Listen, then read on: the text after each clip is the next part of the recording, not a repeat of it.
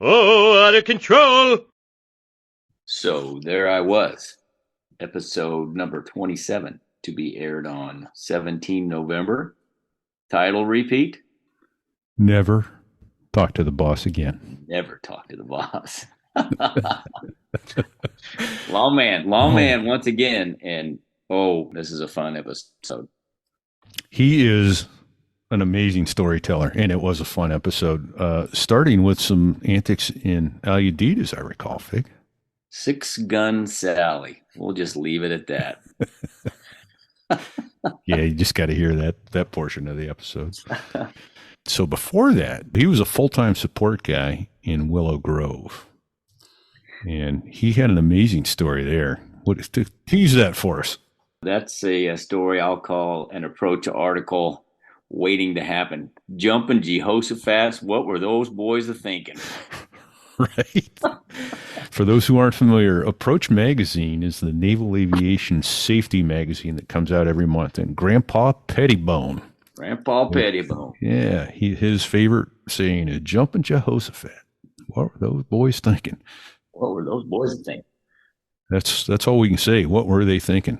Clearly, Lawman wasn't thinking. He was just doing what he was told. Don't think, do. And he's lucky he survived to tell the tale. Oh my gosh! Right? I was squirming in my seat listening to that part of the story. I think he said somewhere in there he shot the second worst tack-in approach in naval aviation history, second only to the general who was in his backseat who shot the worst tack-in approach in naval aviation history. Right? Oh, man. And then we got into some of what we had reached out to him in the first place for, the fact that he became a Blue Angel. And those guys, they're amazing professionals, but they were relentless in the teasing, to include his very first time he got to take a blue jet up.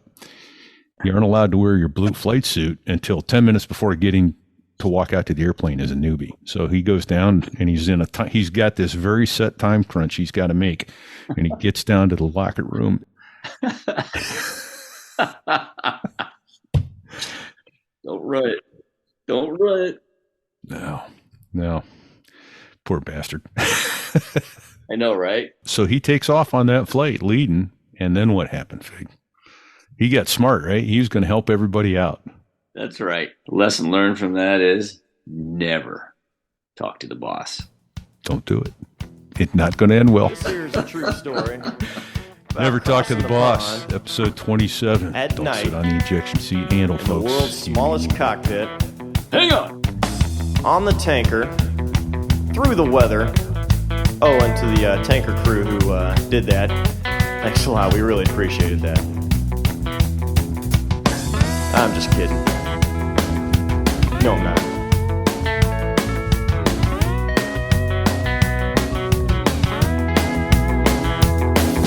Well, there I was, crossing the pond, and you could see that I wasn't exactly fond of all the shit I was wearing on that day. So I kind of lost track of you for a while there, Lawman. What did you do in Afghanistan? Flying?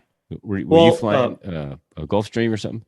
No. You know, my first tour there was as a full bird colonel in Afghanistan, as the senior Marine liaison, MARCENT, for both OIF and OEF. Were you in Bagram or Kabul, or where were you? No, I was mostly living the easy life with the Air Force at Qatar, Al-Udeid Air Base. Al-Udeid. You're in Al-Udeid. Oh yeah, man, it's a great story there too. So Al-Udeid is Air Force getting combat pay. I'm living in a brick and mortar BOQ. I got 2 rooms. I got TVs. I've got Wi-Fi. I've got a Dairy Queen, a Burger King, Pizza Hut. I got a full-size gym. Looks like Gold's Gym. You know, LA Fitness. There's women. There's a amazing. Yes. There's a pool. Remember the brawl? You could get 3 drinks a day. Yes. You know, the muff and all that. Sure. And you could do outdoor pool with a jacuzzi right outside the Dairy Queen. You could in combat zone and combat pay. You could get a blizzard dessert and go out and dangle your legs or hang out in the jacuzzi or swim in the pool with NATO chicks. I'm talking about Air Force, French, Canadian girls in bikinis, sunbathing. Sometimes they got their straps undone like you would like any beach. And, you know, I'm like, what? Am I in a combat zone? Where are we? Then I would jump on a Marine Corps C-130 or something like that and go to Afghanistan and live and be well reminded of who you were. Yeah, right. And go with Brigadier General Nicholson, who was commanding general of the MEB-4 in Afghanistan in 2009. He's living in a tent in a cot in the dirt and moon dust, Right.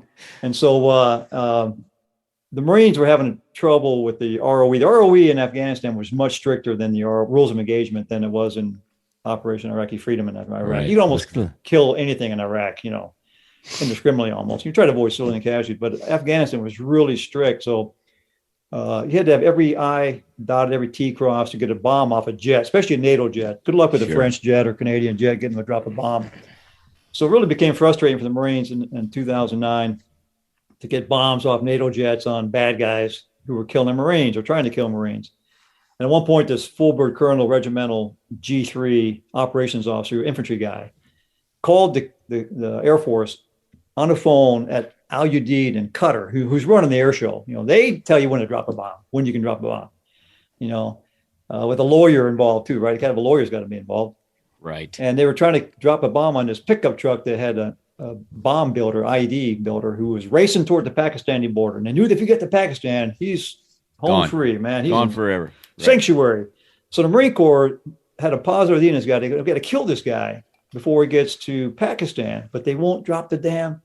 It was actually a Predator Reaper overhead with a bomb of some type, GPU or something like that. So a drone. LGB. But they wouldn't release it until the Air Force chain of command and the lawyer said, yeah, do it. So they're getting closer and closer to the border. And this Marine Corps colonel just goes apeshit, calls the KOC, the Air Force Operations Center, and says, if you don't put a bomb on that truck and that truck gets in the Pakistan, I'm going to come there and rip your fucking head off and shit down your throat. To this Air Force colonel who probably broke down in tears. Oh, yeah. He tells the 3-star general that this Marine colonel yelled at him, threatened to kill him. He assaulted him. And so I get called in by the 3-star general and said, Lawman, you got to go explain to the Marines how this works over here. So it's not Iraq. You really got a lot of rules here. So they send me to Afghanistan. They call all the JTACs in and all these guys here. Here's how you get a bomb off a NATO jet. Here's what you got to do. Here's what you got to say. Here's what you got to do if you want to get a bomb off a jet.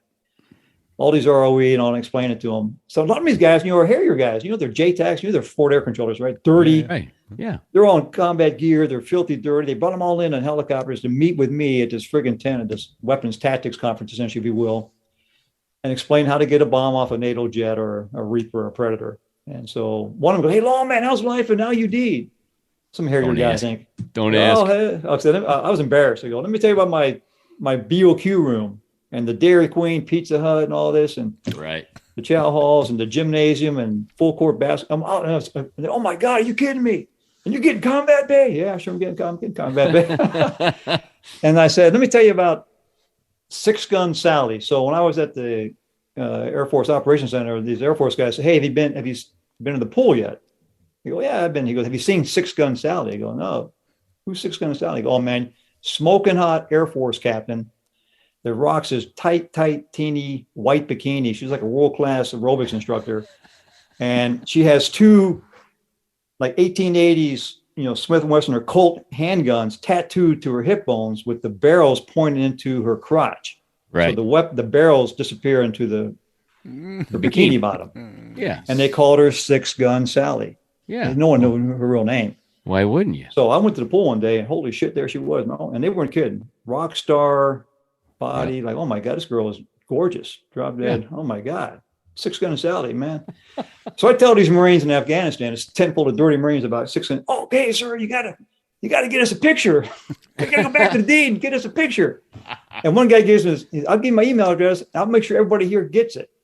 If you send us the photo. I said, I can go back and I'll tell 6-gun Sally, hey, from the Marines in Afghanistan, I have no idea how they heard about you, but they heard about you. Want a photo of you and me standing arm in arm. And so I can send to the Marines and to motivate, the Marines. Yeah. And I told them I saw NATO chicks in the pool too, playing chicken fights. I mean, I'm not kidding. This actually happened at the D. You probably saw it, Big. Yeah. I saw guys with girls on their shoulders in the pool playing chicken fights. Like you're back in a college fraternity or sorority party, right? Yes. So I told them about the chicken fights. And they go, hey, sir, here's the money shot. Put 6 Gun Sally on your shoulders in the pool and get a picture with the 6 guns pointing at your head. I said, okay. I said, I would do that. I would do that for you Marines. Yeah. Except for I send you that photograph on the internet. This is 2008 or 9. Yeah, 2009. 15 minutes later in Virginia, my wife gets a copy of that photograph with her husband, the Marine colonel, forward deployed with some smoking hot chick on his shoulders in the pool with some. Yeah, not good. Not good. So, of course, in the Marines, very innovative. Go, hey, sir, you're right. Don't get in trouble with your wife. Here's the money shot. Put her on your shoulders, but turn her around so she's facing your face. All we see is the back. Face. We see the back of your head, but her 6 guns in the front of her facing the camera. That was the money shot. Yeah. No. That was, I said, that may not happen. But yeah, that was my first Afghan tour. Then I went back with 2nd Marine Corps Wing forward under General Walters, Bluto, who ended up being Assistant Commandant Marine Corps, great guy. Nice. And while I was there for a year, I had the very good fortune, because I'd flown search and rescue helicopters in Yuma as a base commander for 3 years, C-12s, the King Air, and F-5s for 3 years. He knew I was a hairy guy by trade. He goes, hey, Lawman, you can fly everything over here, fly with these squadrons, maintenance, morale, standardization, how they're doing, fly with the skippers. You can write a combat fitness report. I'm saying I've flown with this guy in combat. Sure. It's a really good deal for you and them. So cool. In Afghanistan, my last tour as a full bird colonel, as the assistant wing commander, I flew 18 hours in the Cobra, flew the Yankee once, 4-bladed Yankee Huey. I flew KC-130Js 30 some hours. I flew 30 some hours in MV-22 Ospreys.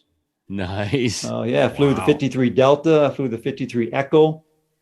And one Apache, because the Brits worked for us in Helmand Province. I got one Apache flight in the front seat, the HD. That is awesome. Pretty good. So it was a pretty good deal. I got to do some pretty cool stuff as an old Marine colonel. In fact, the CFAC came in, the Air Force in charge of everything, was meeting with General Walters in his little, Marine Corps plywood hut, office in Camp Leatherneck that the Seabees had built for us.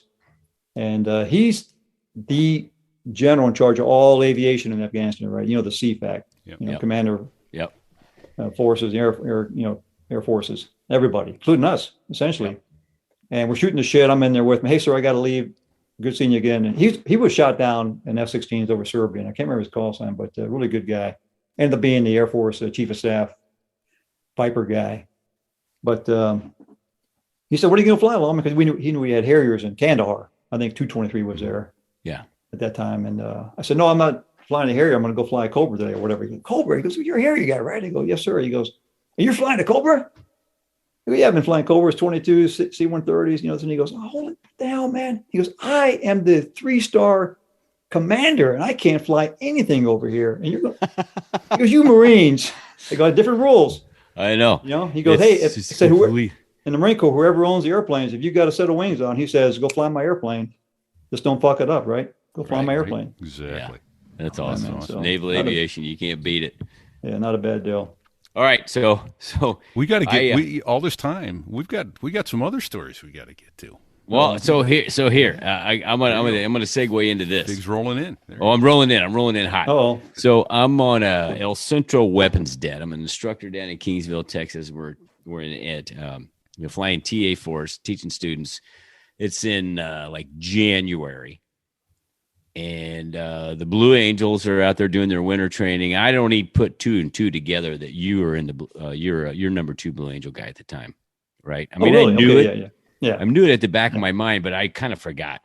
So I'm it's middle of the day. I'm in between sorties. Obviously, you're in between sorties. I'm coming in. You're going out of the barbershop or exchange or something. We damn near knock each other over.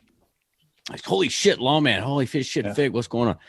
And then, so you grabbed me and said, hey, you need to put in an application in. And I'm like, application for what? Yeah. What are you talking about? He goes, well, for my job. This is my last year on the team. Yeah. So tell us about how you got on the Blue Angels and being a Blue Angel. And what was that like? How does one That was become a just Blue Angel? that was just a happenstance. I mean, bizarre circumstances. So I went from Desert Storm, BMA 331. I was the first Harrier pilot back at Cherry Point because everybody else was either back on the boat still. Remember, came back with Woody.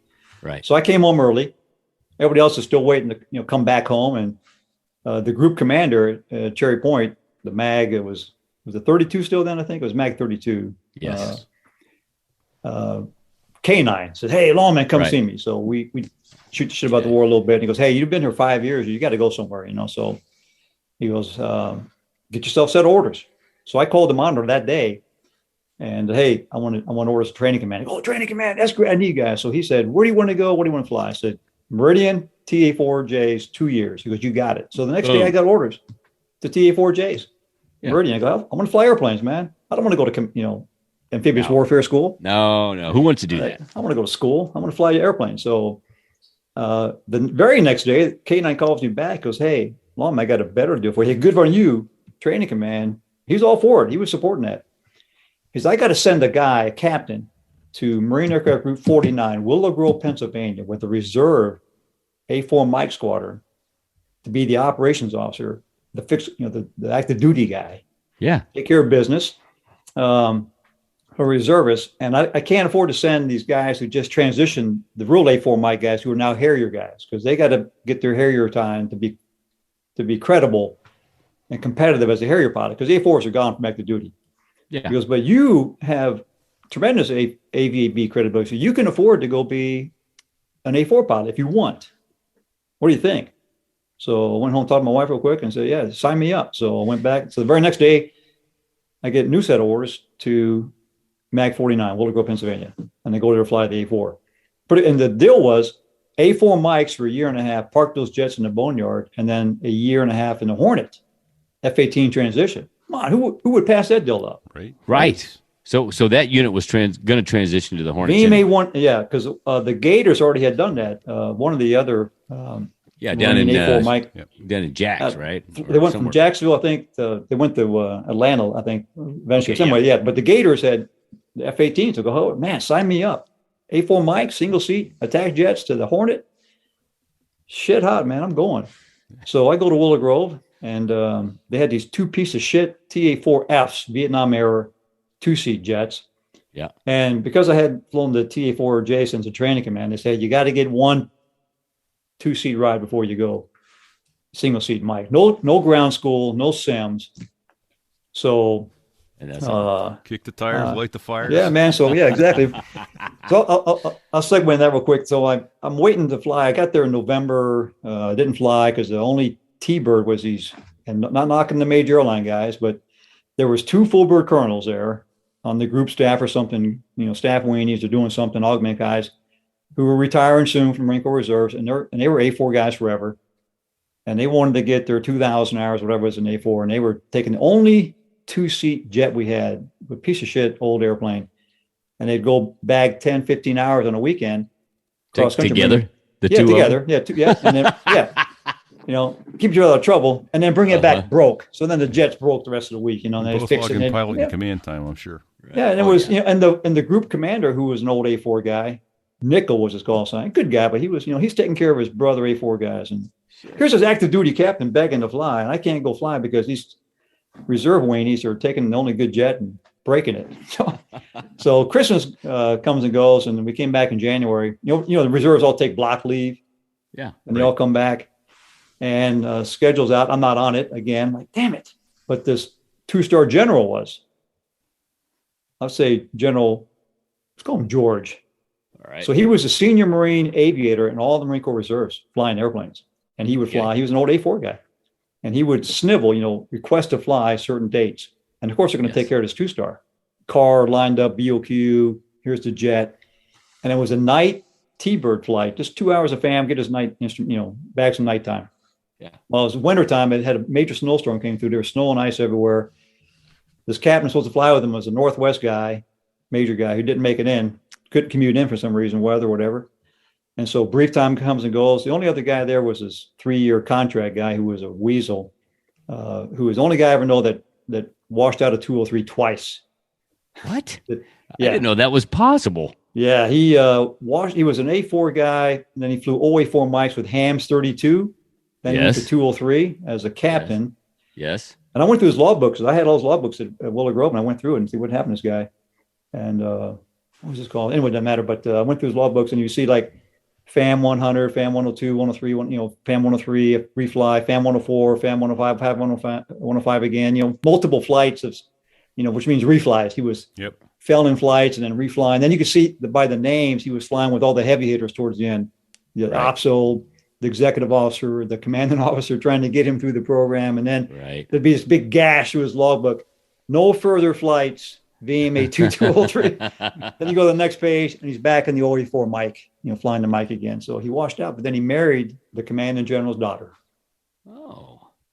Second Mall, wing commanding general's daughter. So some sheer miracle, he gets a second shot at the Harrier rag. Unheard of, right? Yeah. I didn't know that was even possible. Yeah. I'm not making this up. Even via family ties. This is a factual, it's a true story.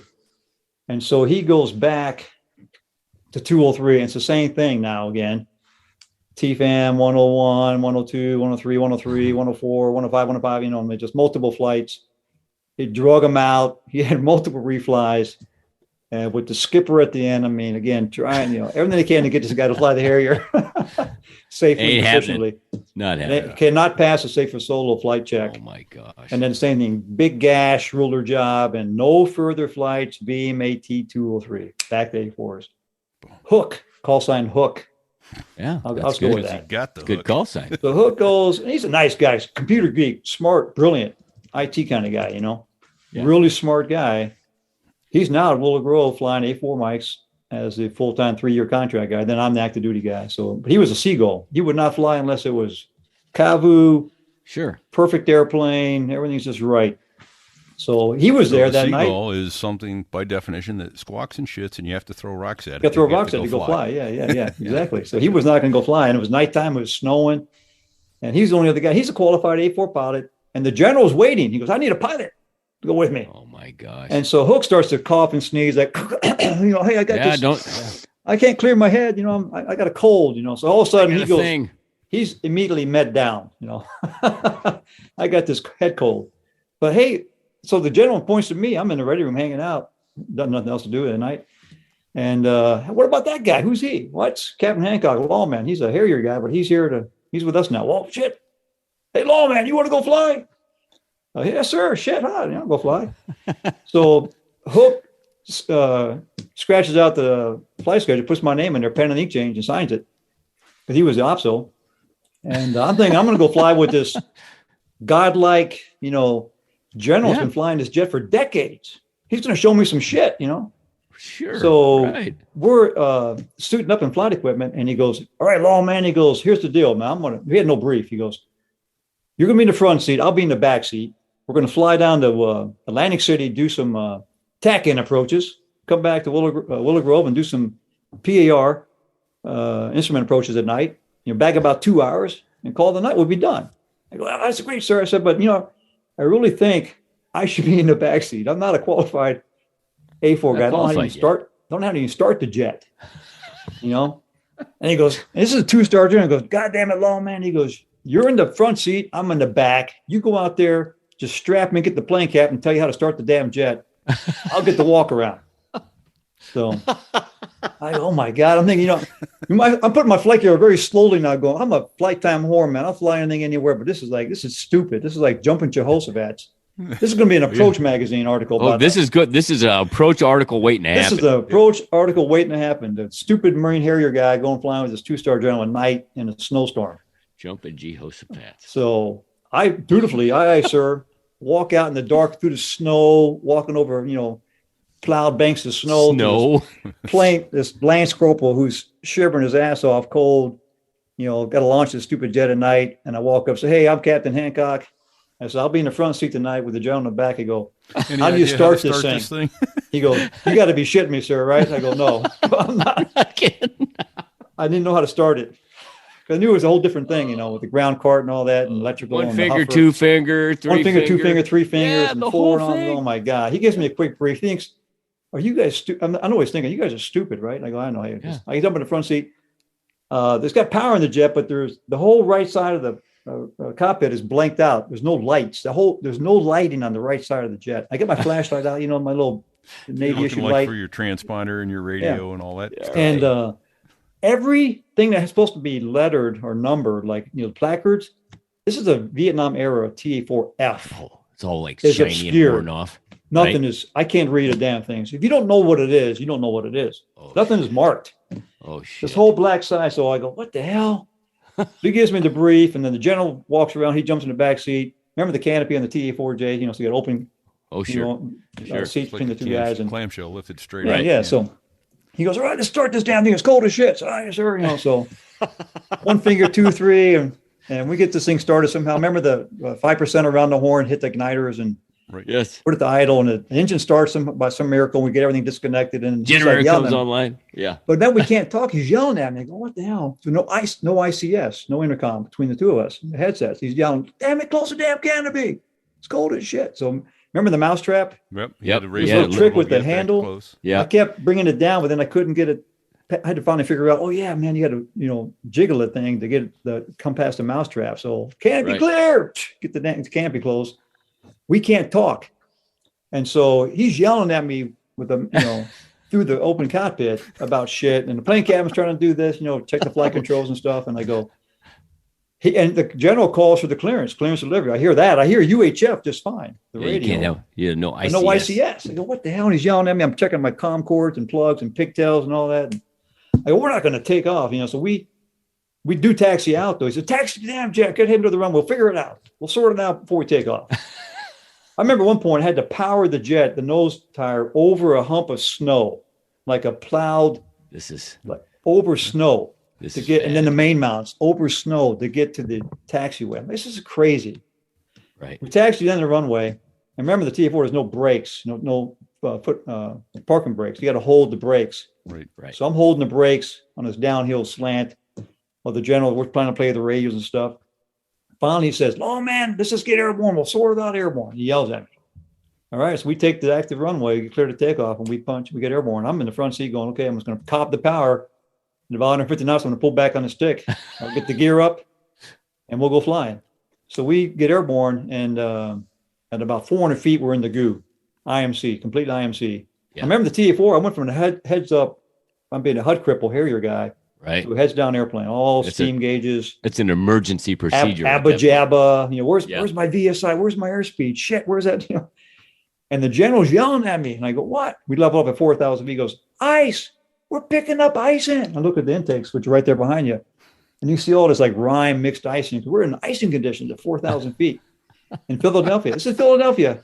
Right. And he's, we got Climb. to turn. He goes, Head yeah, south. get the climbs. He's trying to get clearance to get us to climb ATC. But this is the Philadelphia, high you're not density. going up. Yeah.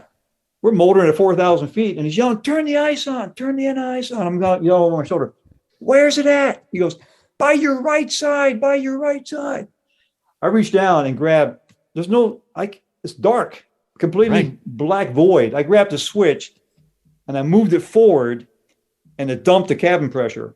It was Oh, like ram shit. air, Okay, which is not wrong the big switch. deal, 4,000 feet, but Yeah. he goes, that's the wrong switch. I go, I know. I go, put it back. I know that now. So the next switch I grab, I grab another switch near it and I move it and my seat moves up and down.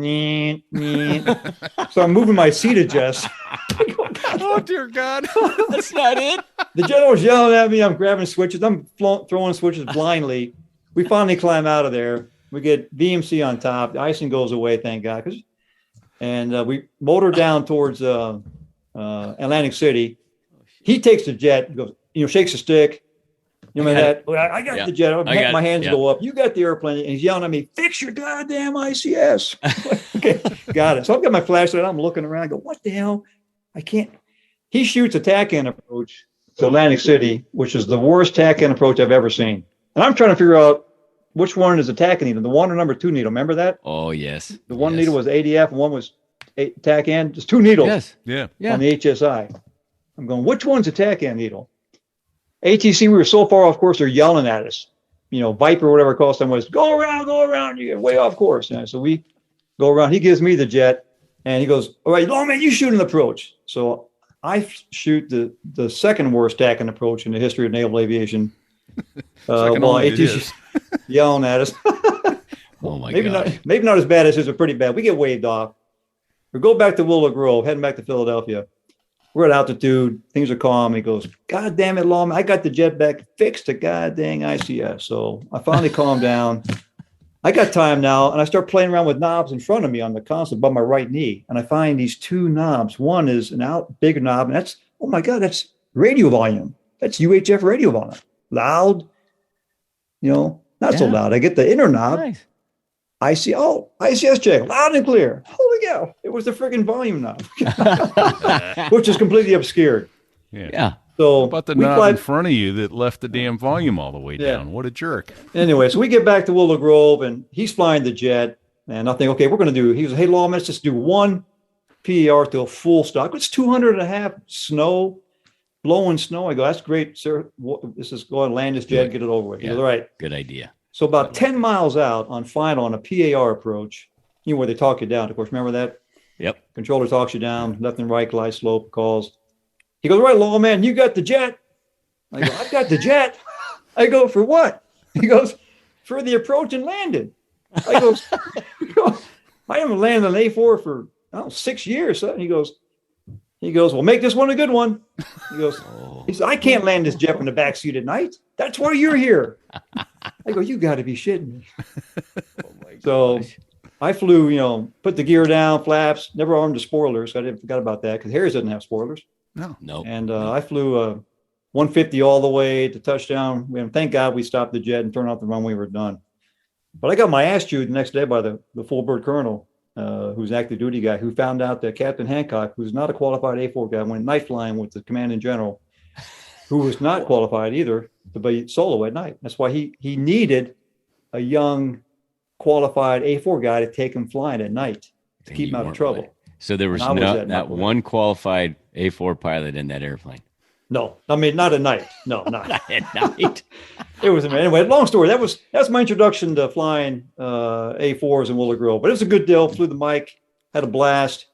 How does this segue into the Blue Angels? Here's the deal. So we start parking the jets in the boneyard, and headquarters Marine Corps says, hey, change in plan, guys. You guys aren't getting F-18s.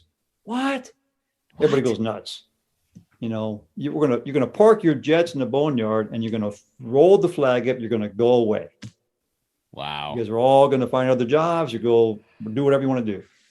And so I called the monitor, who's a major, fixed wing monitor. Hey, sir, Captain Hancock. Hey, what about me? I said, I got a year and a half to do here after we park the jets. I go, you're gonna send me someplace else to go fly airplanes? He laughs at me. He goes, no fucking way. He goes, you're gonna spend the rest of your time on the group staff as a staff weenie, flying a desk at the group headquarters. And then, because all you've done so far in the Marine Corps is fly jets, your next set of orders is going to be duty not involving flying, a staff job. Oh my gosh. I'm looking at 4.5 years of not flying, based on what these guys telling me. Yeah. What the heck?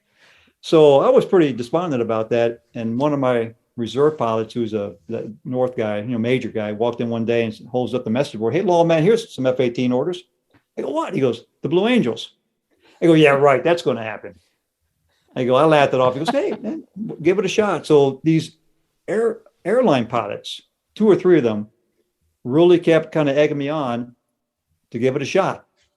Yeah. So out of desperation, I had seen the Blue Angels fly, and I thought it was pretty cool. I never thought I'm ever going to have a shot at being a member of the Blue Angels as a Harrier guy, this and that, whatever. Although T-Bar, Kevin Lover, 542 WTI, had been a Blue Angel successfully and done a good job.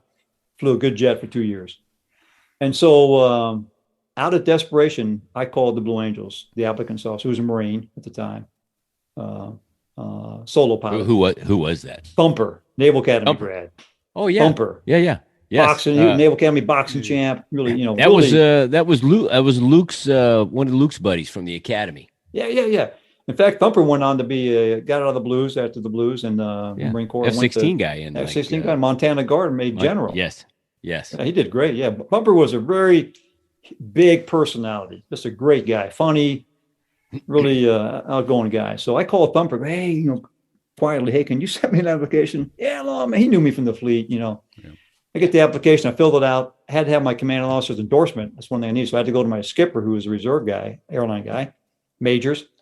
Ended up being the chief pilot in New York, and great guy, Axe endorses. I asked him, hey, sir, please keep this quiet. Don't tell anybody in the squadron I'm actually rushing the blues. Just keep it between me and you, and I see how that goes. All right. Hey, Lawman, you got it. So, but I need a jet this next weekend to go rush, so I went to Sanford, Florida. He gave me a jet and a credit card. It was a drill weekend, right?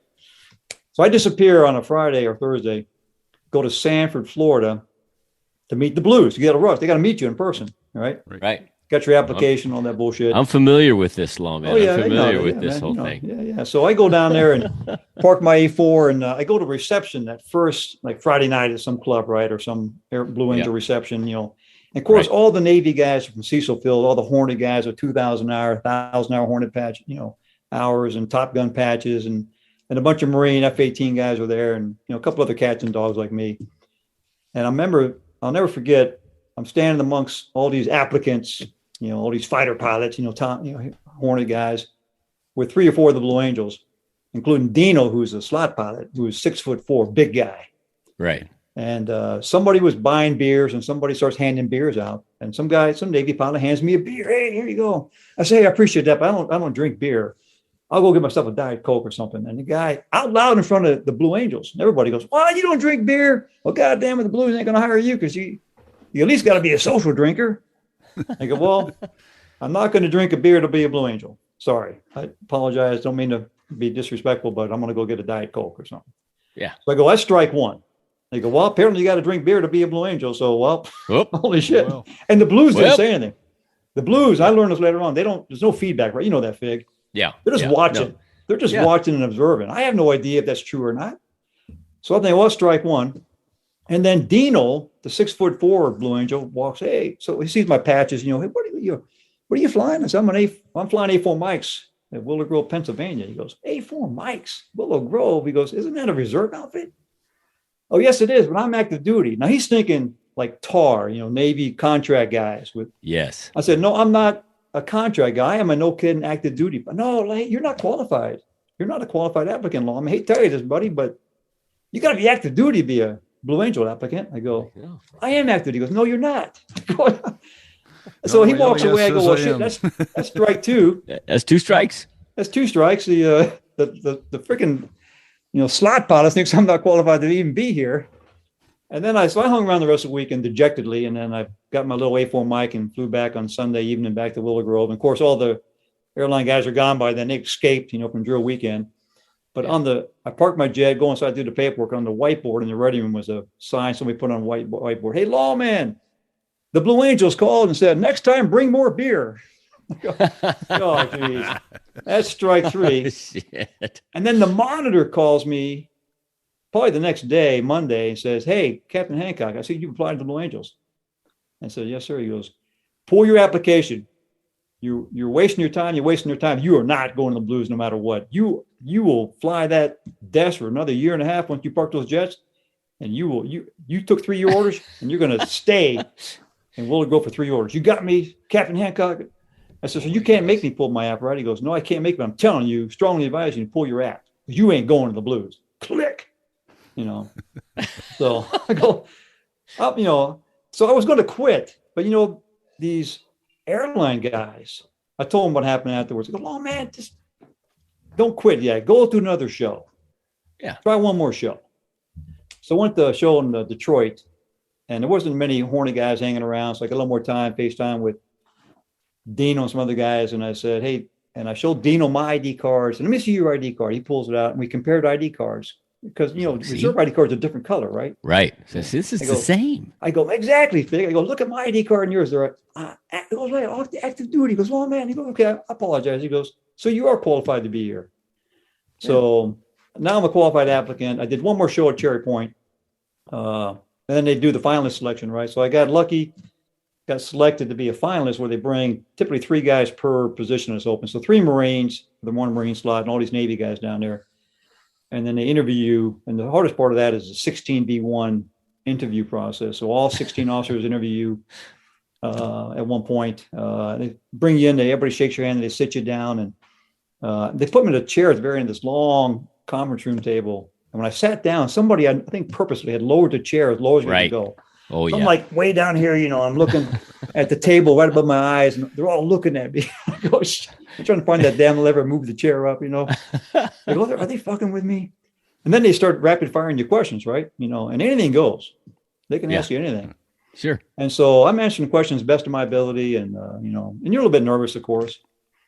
But one of the Fat Albert guys, man, shot me in the face unexpectedly. A bird brother, a Marine.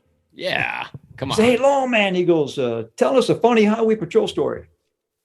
So I'm thinking, funny highway. I'm thinking, I got 100 highway patrol stories because everybody's got stories, But a funny one is different, right? It's not like, hey, tell us a story about the highway patrols. Tell us a funny one.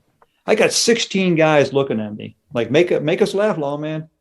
I go, holy shit. So anyway, I won't bore you with that story right now, but I told a story, and thank God they did laugh. And you walk out and thinking you're a complete idiot. Like I was a complete moron in that interview. Sure. I go back to, we did the swimsuit competition, right? We call it the swimsuit competition. You go to the beach and you hang out and you water ski and you play volleyball and you cook hot dogs and hang out with the guys, horseshoes. But, they want to see you in a swimsuit to see, hey, are you fit? And you're working out, that kind of, we call it the swim. I didn't know at the time, but they call it the swimsuit competition. Sure. Go back to Willow Grove, and then the team makes the decisions and they vote, right? And it has to be unanimous vote to get you on the team. They all debate back and forth, and why do you like this guy? Why do you like that? And I was competing with two other Marines. One, Snake, who was a tall, good-looking Hollywood kind of guy, Mr. F-18, 2,000 hours, Top Gun. Sure. I even told Snake down there in Pensacola, man, they're going to hire you. I'm just here as filler, Yeah. They're not going to hire me. Yeah. They're going to hire you, man. You're the guy. So I was convinced it was going to be Snake. Then there was another guy, a Prowler guy, actually, who was rare, but he was Sting was flying cross, recipient from Desert Storm, Prowler guy, really good looking guy too, sharp, looked good, talked good. So go back to Willow Grove, and I had to take the Marines to the rifle range that Monday to Fort Dix, New Jersey. And so the Blue Angels call. The boss calls, hey, I'd like to speak to Captain Hancock. Some Marine Lance Corporal, hey, sir, he's at the rifle range. The rifle range? He's a pilot, right? Hey, sir, he's a pilot, but he's at the rifle range. He goes, rifle range? Holy shit. Well, tell him the Blues call. So click. I get back from the damn rifle range. I'm the safety officer, right? Range safety officer. And I got a sticker. Hey, the Blue Angels call. And they, okay, they're calling, tell me no thanks. Yeah. Thanks for trying. Yeah. So Tuesday, the phone rings. Hey, sir, it's the boss of the Blue Angels. I went over there, and it's boss Woolridge. Yeah. He goes, hey, Lawman, and hey, boss here. He goes, hey, I want to tell you, first of all, you did a great job as a finalist. Team really loved you. Good reputation. Really enjoyed meeting you. He goes, but really tough competition, as you know. It's really a tough selection process, and it's really difficult to make that final cut. He goes, but really enjoyed meeting you. You're a great guy. You're going to have a great career. You got a great resume. You're going to go on to do great things in the Marine Corps. So what are you going to do next in the Marine Corps? Oh, here we go. Well, I'm going to try to get a flying job, do this or that. And he goes, hey, the Admiral's calling me. I got to put you on hold. So he puts me on hold. Click, waiting. Oh my God. And the Marine's like, I didn't make it. They didn't pick me. And so I wait for a while, and he comes back. Hey, Lawman, sorry about that. That was the Admiral. He goes, anyway, I want to tell you again what a great job you did. And we want to wish you the very best and blah, blah, blah. Oh, wait, the Admiral's calling again. So he puts me on hold a second time. Oh my God. Oh, geez. I'm just trying to be polite, waiting. He finally comes back on the phone and goes, all right, Lawman, sorry about that. He goes, well, anyway, wish you the best of luck. He said, and one more thing. I go, what's that, sir?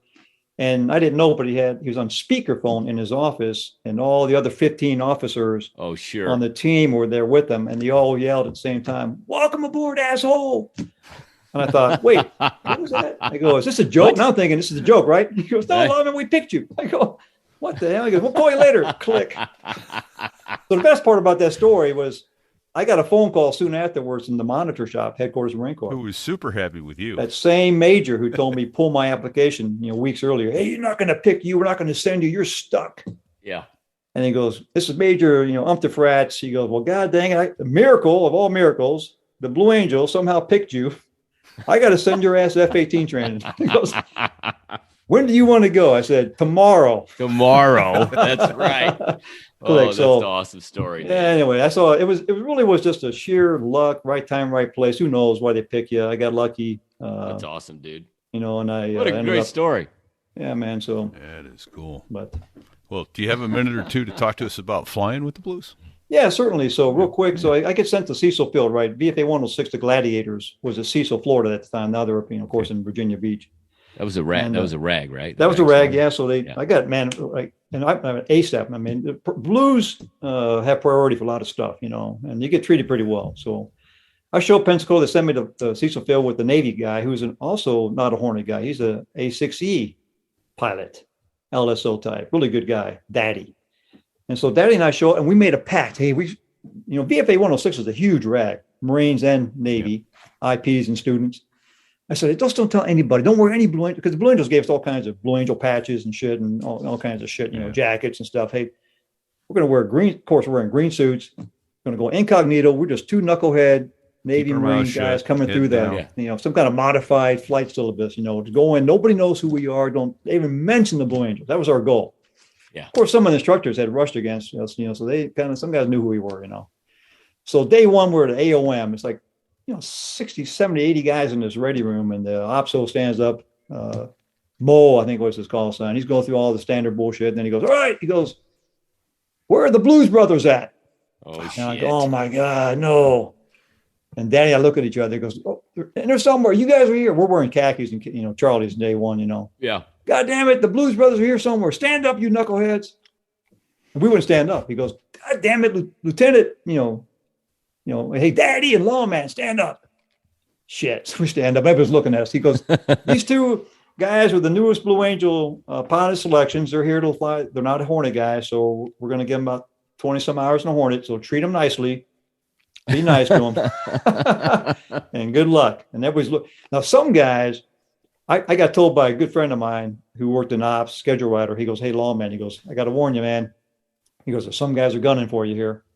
Wondering how the hell a Harrier guy flying the A4 got picked to be the Blues. So just so you know, right. I got guys lined up. We had to do part of the syllabus was 6 basic fighter maneuver sorties, dogfighting, 1v1. Yep. BFMs, yeah. BFM. He goes, I got guys, everybody who's a qualified ACM instructor is lined up saying, put me up against Lawman. I'm gonna see what he's got.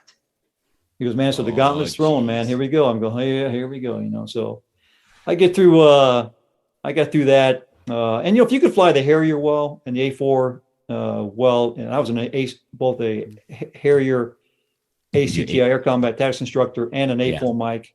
The very last A4 mic ACTI myself and another guy.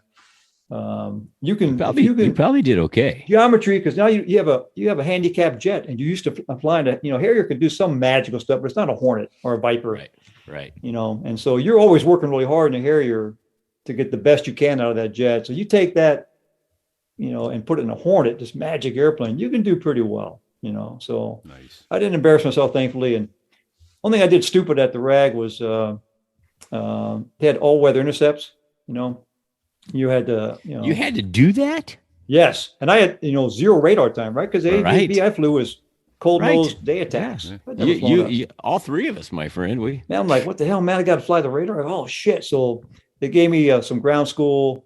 Then they put me in this simulator trainer, partial task trainer, with some retired Navy guy and a coat and tie. And he does his homework. He goes, hey, what are you here for? What kind of syllabus? I said, I'm on a Cat 4 modified. He goes, what does that mean? I go, well, I'm going to get about 25 hours in the jet and then go fly with the Navy squadron. He goes, well, what kind of Navy? You going to China Lake or what? I go, no, I'm going. He goes, what are you going to do? Boy, he goes, okay, I'm going to go to the Blue Angels. I go, Blue Angels? He goes, you're going to use a damn radar in the Blue Angels? This is a waste of time. I go, I think so too, but I'm here. I'm supposed to have like 4 of these intercept training sorties, 2 hours each in this box. He goes, we're wasting time. He goes, if you're up for it, I'll show you how to use the radar, turn it on, show you some shit in the HUD and the radar. And then I'll sign you off if you want, and you'll be done. You go fly the jet. They go, sign me off, brother. So he showed me a few basic things. And then the next night, ops, all they see is that, hey, Captain Hancock is sim complete. Put him on the schedule. So I get put on the night schedule for an actual all-weather intercept sortie at night. Oh, geez. With an instructor. I'm in a single seat. Instructor is going to be the pig in the middle with a Navy lieutenant as the other student. We're going to swap out, right?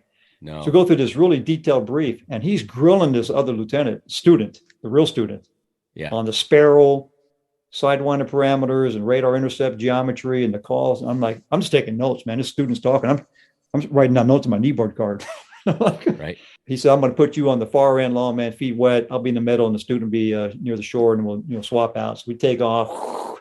I go 100 miles off the coast in the whiskey area, and then the student goes first, and I'm literally taking notes of what the student is saying and doing. I'm going to mimic that best I can.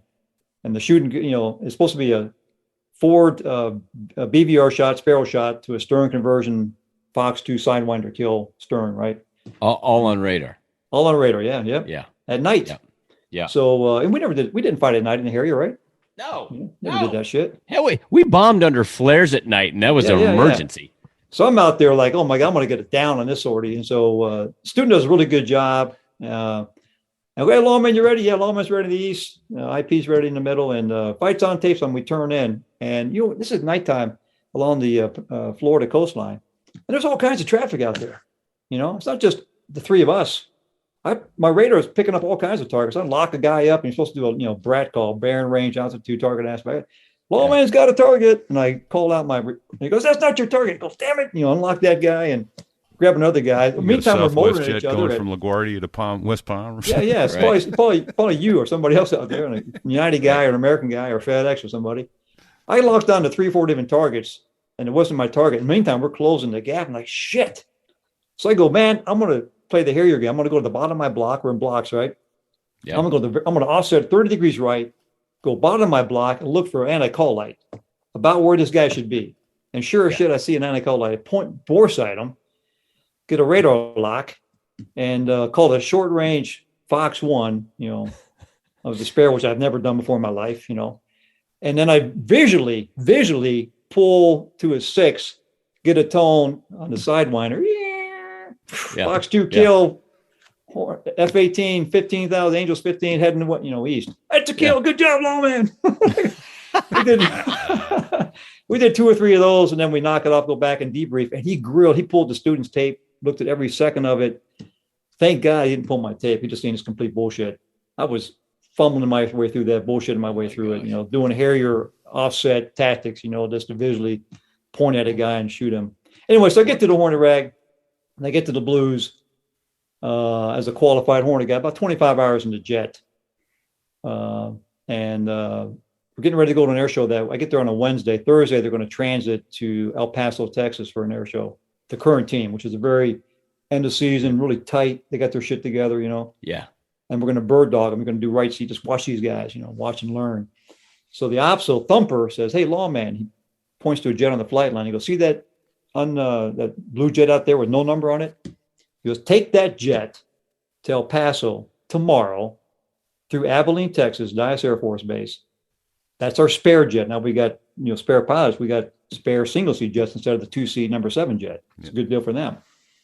He goes, "Land in Dyess 30 minutes prior to the team, not 31 minutes, not 29 minutes, and land in front of the team 30 minutes at El Paso. You got it?"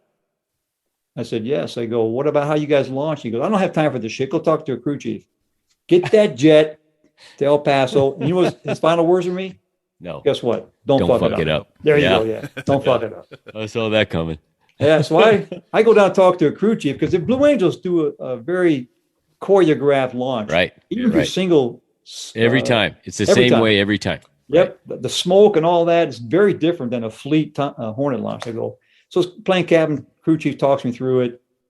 And so I'm nervous as shit. I get the smart pack the team had put together for me. It was a no wind smart pack for fuel and time and distance to Dyess and then to El Paso. And I've got that. Found my flight plan, Blue Angel, Frats.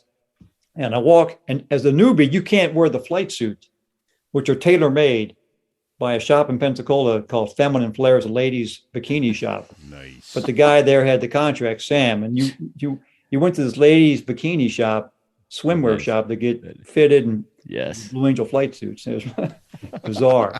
But you can't wear them except for 10 minutes prior to walking to a jet as a newbie pilot, part of the harassment package. Yeah. So I'm wearing my Charlies. 10 minutes prior to I need to walk to my jet, I go downstairs to the locker room where I put my flight suit hours earlier and all my stuff, ready to go fly. And I'm on the clock, right?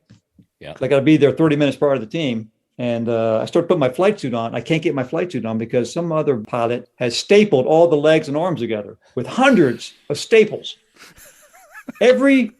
The arms and legs are stapled together. You can't get your arm or legs through this flight suit. I'm like, what the hell? So I'm pulling staples like a mother. Yeah.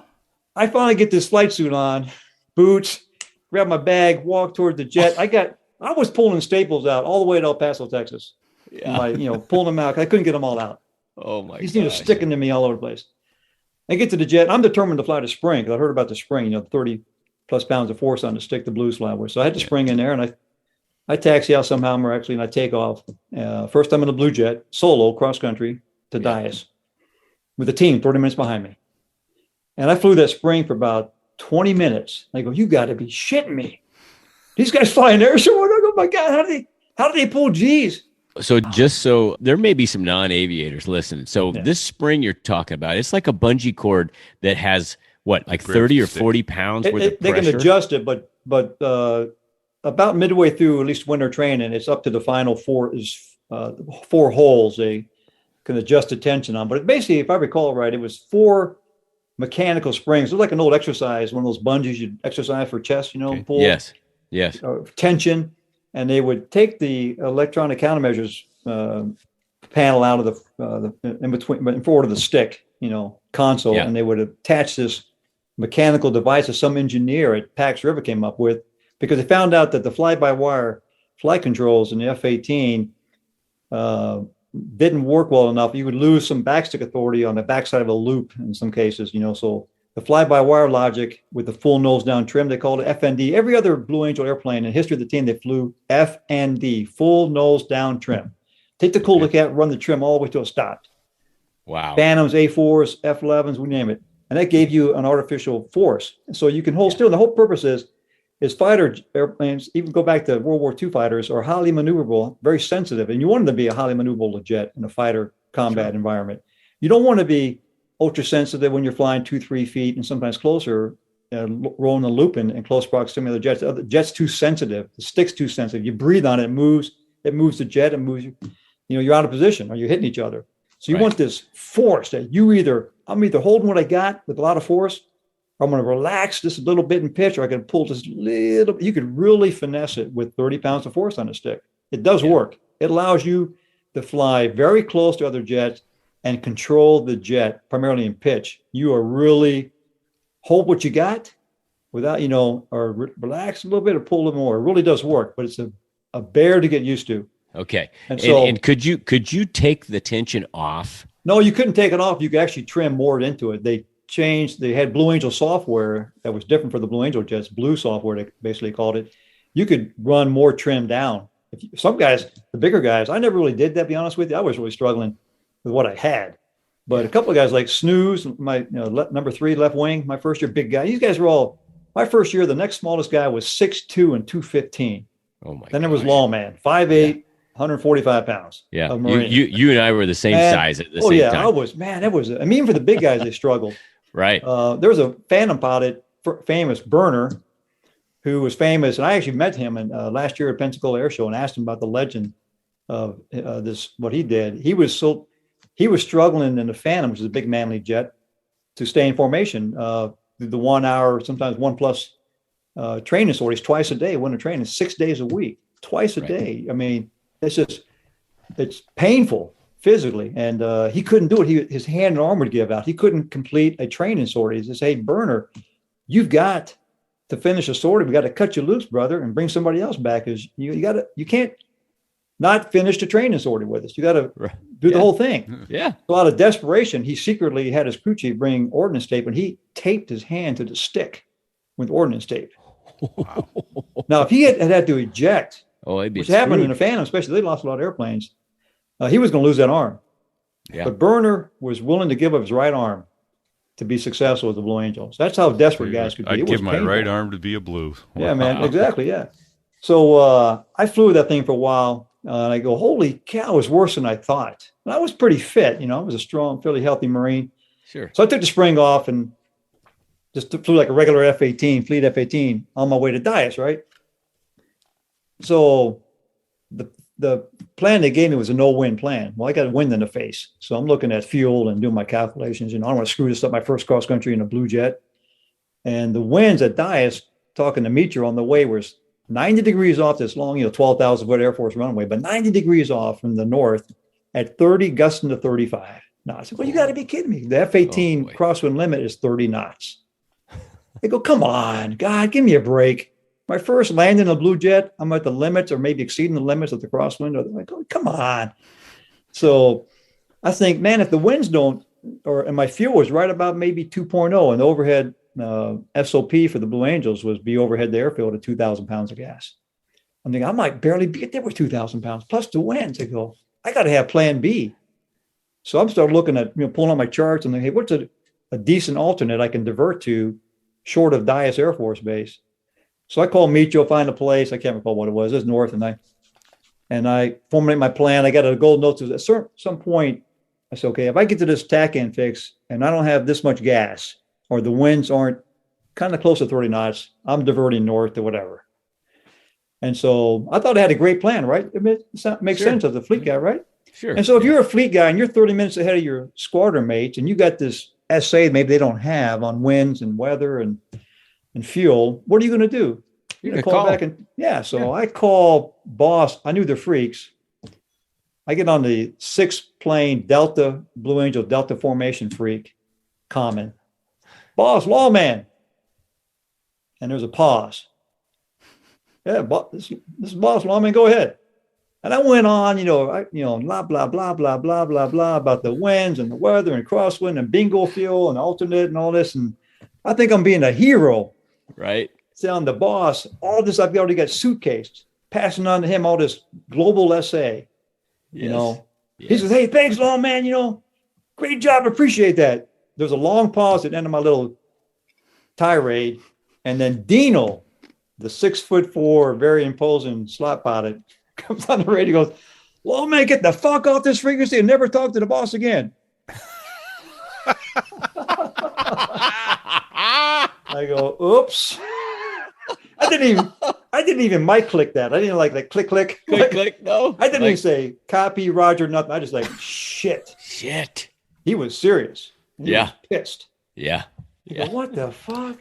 That's a show title there. Never talk to the boss again.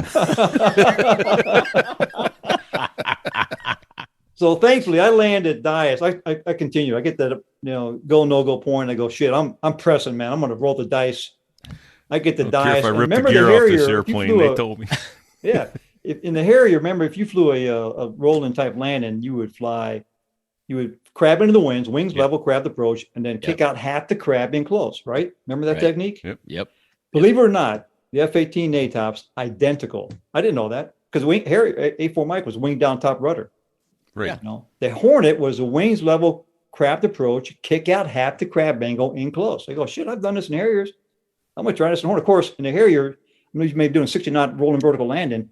Now I'm doing 135 knots in a Hornet, facing, landing this way, facing, 40 degrees up this way. This just looks weird. It looks loud. It looks bad. I'm looking out the side window to the runway going, this doesn't look right. But I go, I'm going to roll the dice. NATOPS manual says this. I've never done it, but here we go. So right in close, I kick about half the crab angle out. And that F-18, man, what a beautiful jet.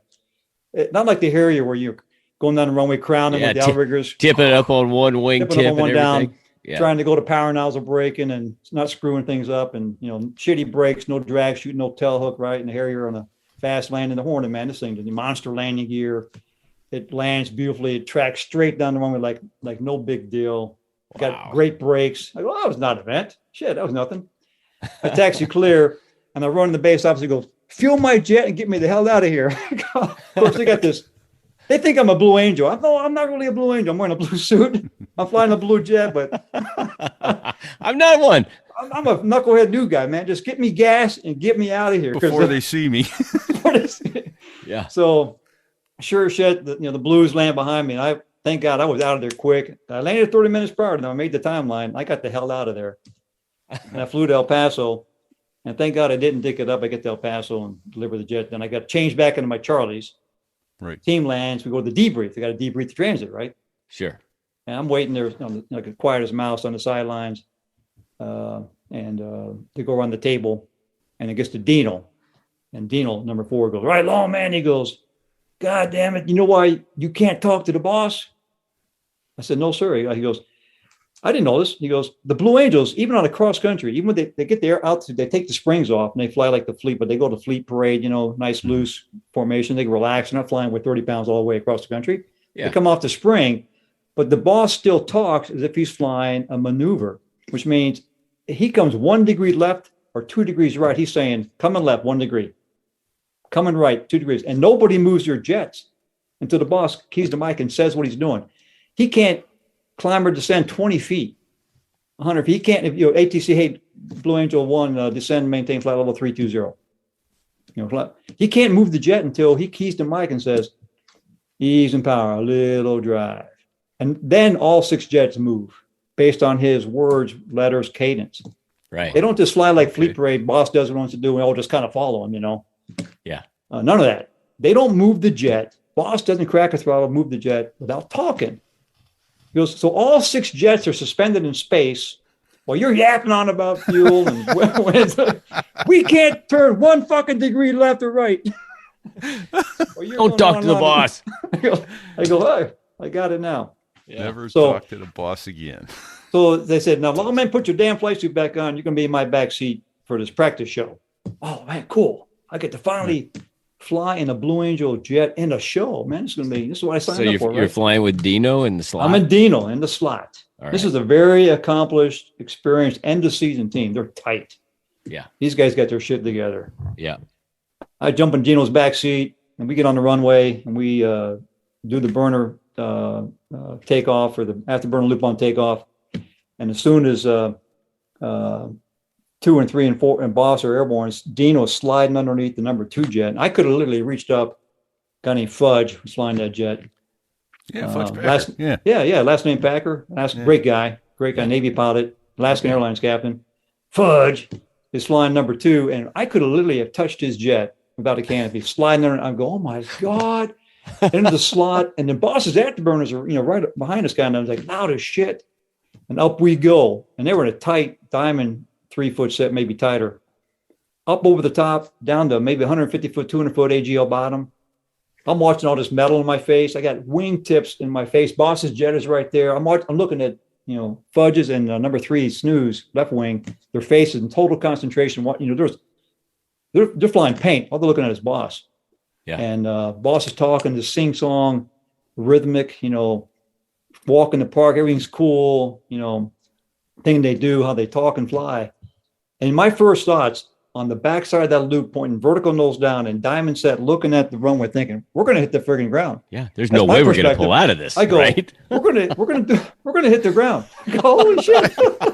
All this so I could die?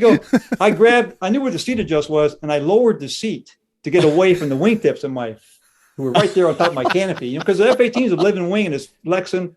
Yeah. And I go, and my first thoughts weren't, I'm not kidding, oh, this is cool as shit, man. I'm going to be a Blue Angel pilot. This is going to be the greatest things ever. My first thought was, oh my God, they picked the wrong guy. Right. These guys are crazy. I go, this is insane. I go, I'm thinking, after we land, how do I just respectfully and quietly DOR, like drop on request? Right. Like, hey guys, thanks for the ride. Yeah. It's been great I'm to meet you, out. but I'm out of here. Go back and get Snake. It's not too late. Bring Snake back over here. I go, holy shit, what have I got? And then I got a solo ride the next day with Thumper and a 2-seat number 5. And that thing, getting no G suit. Nobody's wearing a G suit. Right. And the Diamond guys pull G's too, especially on the rendezvous.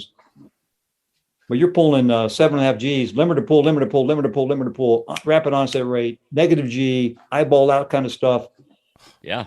Completely lost, clueless to clown. What are we doing? Trying to stay awake. Yeah, you do long inverted. Down the runway. And then Thumper Lee Solo does the min radius turn, which is like about 23 seconds at 7.5 G's. If you are not straining properly with no G suit, you will be out. Gonna take a nap.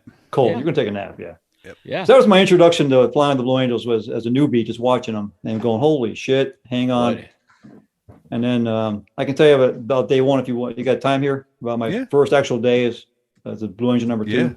Yeah. Loving So this. the team has a position meeting, and as a newbie, you're not a part of that team meeting. So Daddy and I are outside. They have a position meeting. They look at your background, whatever else they kind of factor into, and they go, okay, we need a number 2 pilot this year, and we need a narrator. So, and traditionally the Marine has been, over the years, had been the right wingman. It's a 2-year position, which is good for the Marines because you don't want Marines to have a 3-year tour because typically only one Marine gets to be on the team. So now you're waiting every 3 years to give another guy a chance. So typically 2-year tour is the right way to go. And the Navy really covers the slot position, number 4. So traditionally the 3, not always, but we've had Marine 3-4s, even recently. Traditionally, during my time, the 3 was the Navy slot because the next year 3 goes to 4. And the slot pilot's a very, very important position on the team. Safety pilot really runs the diamond and the delta, and there's a safety check for the boss, and really backs up the boss and trains the boss quite a bit, especially a first-year boss. So I was expecting to be number 2 at that point, and I was given number 2, which is a pretty good deal because you're right to a flying slot, right? I'm not narrating. Daddy got to be the narrator. So he'll narrate for a year, fly the number 7 jet, do all the VIP media rides and all that, and then he'll fly. So I go right to number 2. Hey, Lawman, you give me number 2. So I start bird dogging number 2, and I get a backseat ride with Fudge to see from his perspective what he's doing.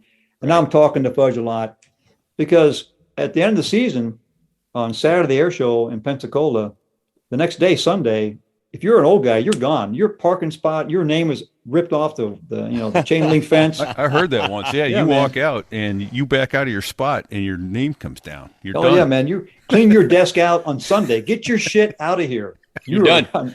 You're an ex-Blue Angel. You're done. No kidding. And then Monday. I mean, it's once a Blue, always a Blue, right? Yeah, but man, you are not on the team anymore. But you're off the team, man. Go away. Yeah. Pack your shit and go. So Monday morning, we start training for the 1994 season. I mean, the last air show for 93 was Saturday. Sunday's a day off. Monday morning, we're doing 2-a-days. Wow. Talk about hitting the ground running. Well, that seems about as good a place as any to break it up for this week, Lawman. Thank you for joining us. We've got a couple more shows that we're going to do with you before it's all said and done, I know for sure. I want to say also thanks to all of you listeners who are doing something that is humbling to us. One, you're listening, and we know you've got over 3 million podcasts from which to choose, but choosing ours and listening to us is humbling and an honor, so thank you. The other thing you've been doing, and I would ask you to please keep doing, is sharing this show with other people whom you know will enjoy a good aviation tale. That is also humbling to us.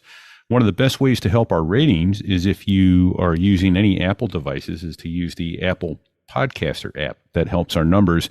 And also from the Apple Podcaster app, if you go down to the bottom of the show, there's a place to give us a nice 5-star rating and perhaps a review. Reviews and ratings help us a lot get our show bumped up in Apple, so it helps us keep growing. Personally, I prefer Overcast as a method of listening to my podcasts. One of the cool things about it is it will allow you to vary the playback speed of the podcast. You can listen at 1 1/4 speed, 1 1/2 speed, but somehow it shifts it so we don't sound like chipmunks when when you're listening to an accelerated playback. And it also gets rid of the dead spaces in the show. If there's a pause, then it automatically skips that pause and keeps you in the verbal portion of the show, as it were. I also want to let you know how to reach out to us. If you either want to reach out to one of our guests, we can put you in touch with them, or you can give us feedback directly. You can reach Fig via email at fig@sothereiwas.us or me at repeat@sothereiwas.us. And you can follow us on Facebook at sothereiwas.us/Facebook or on Twitter, sothereiwas.us/Twitter.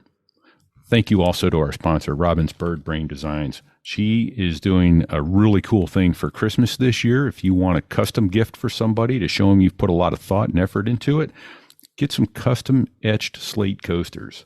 You can get your squadron logo on a call sign or some aircraft instruments and a tail number, anything along those lines. Work with Robin at Robin's Bird Brain Designs to get a custom gift done just for you and that person that you want to show that you've spent a lot of time and thought on getting them something special.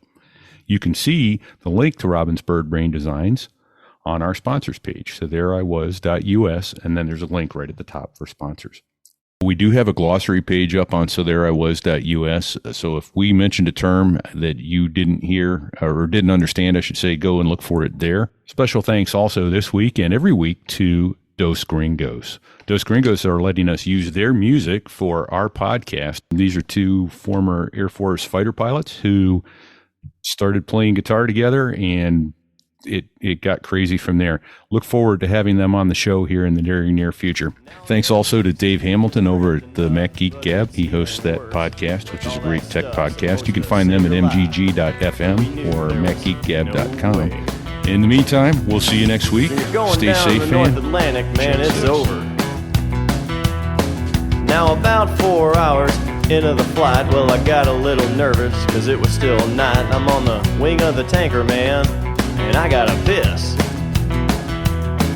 So I started fucking with the jaws of death, and before I knew it, well, I was out of breath, pissed off for cursing and saying to hell with this.